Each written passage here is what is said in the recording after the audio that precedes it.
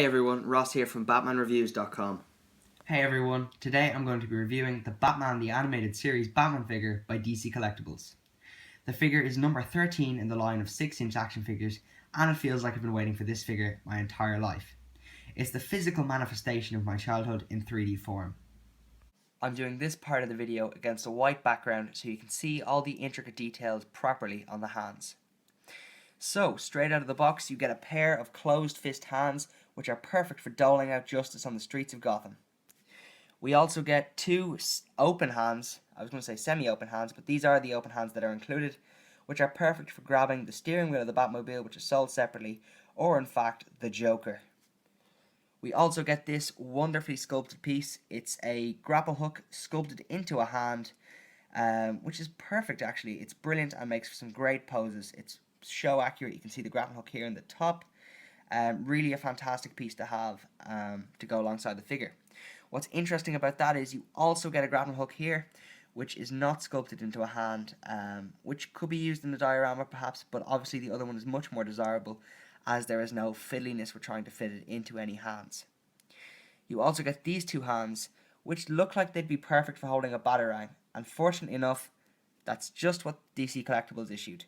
We get a perfectly show accurate batarang here, which looks fantastic. Batman also comes with a turnaround base, beautifully depicting the artwork of Bruce Timm. It has a clear rod which holds Batman up quite well. It's rather adjustable, you can do nearly anything with it, and it makes for some good aerial posing. So Batman was sculpted by the legendary Irene Mattar, who did a fantastic job of capturing the art of Bruce Timm. The paintwork is nearly immaculate with a couple of forgivable blemishes. The figure's eyes seem squinty to me, which is probably the only thing I could fault it on. Squinty, of course, in comparison to what it looked like in the animated series where the eyes were actually quite big.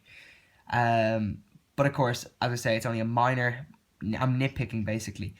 It's worth saying that a near identical variant of this figure is going to be available soon in the Mask of the Phantasm 2-pack with Batman and Phantasm. As they appeared again in the animated series, but this time Batman will have a slightly different facial expression to this one here. I also think it would have been cool if this Batman came with a second cape, like the New Adventures version did, but I'm really grasping at straws there. This figure came with a wealth of accessories, and I can't be complaining. It's worth saying that he fits well into the Batman the Animated Series Batmobile that was also released. Although some people have reported some incidents trying to get the cape in, it's been okay for me. I haven't noticed too much of a problem with it. It's really important that I mention that unlike the New Adventures Batman originally released, this Batman does not feel feeble in your hands and is not so delicate. It's really sturdy and lends itself to some really great poses. I'm retailing at just $25 or €25 if you're here in Ireland, or in fact the EU. You really can't go wrong. It's a great price for a figure of such caliber. Even the sculpt here, the embossed Batman logo is just above and beyond. As usual with Irene Mattar, and her sculpting work is just fantastic. By way of articulation, we've got a ball jointed head, so we've got up-down movement, which is brilliant to see, especially for a figure that is as long awaited as this. We've got a nice pivot, it goes all the way around. Perfect. We've got no ab crunch, which is understandable due to the design. We've got some hip movement, turns around about here. After that point, I don't want to force it, but you shouldn't need more hip movement than that in a figure like this. We've got ball jointed arms that come out and around, which is great. We've got a swivel here at the elbow, an elbow swivel, and an elbow hinge. It's a single jointed elbow, not a double, so be very careful there. At the hand, we do have hinges on all the hands, and they do spin around, have a swivel, which is great, but of course, due to the tiny pegs, which pop out quite easily, you have to be very careful you don't bend them, because that damage is irreparable and you generally can't fix it.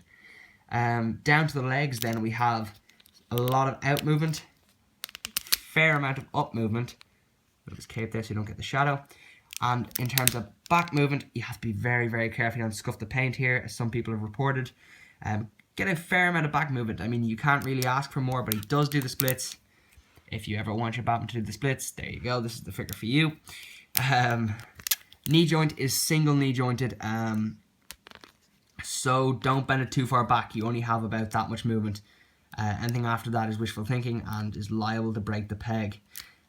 You have no boot swivel, no calf swivel, which would have been nice alongside some thigh swivel, but look, after a certain point you end up sacrificing looks. But what's really cool about the animated series line is that the ankles are actually have ankle pivot, which is really rare for figures of this. Sorry, the camera cut away on me there. As I was saying, the ankle pivot is really rare for figures in animated lines. So it's really great to see that the foot turns all the way around like this. Should you ever want it to look like he's broken his ankle.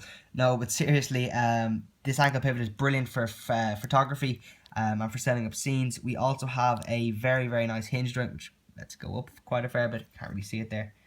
And let's go down a significant amount, which is perfect for the figure. It really makes the figure.